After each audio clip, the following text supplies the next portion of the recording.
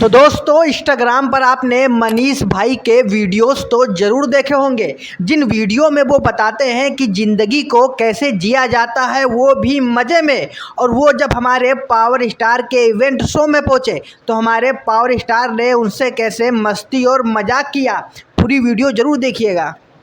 और मैं पवन इंस्टाग्राम पे तोहर नामो लिखिला, सर्च करीला कि देखी आज का एगो तई नदी के किनारे बैठ जाता पत्थर पर कमाल के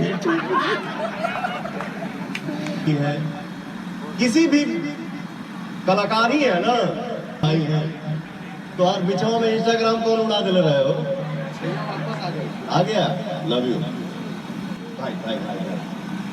जितना चिकनवा मटनवा खा ला, अब बोतलवा जितना दिखावे ला, लेते हो कि खाली दिखाते हो? बोतलिया पीला से चिकनवा देखा।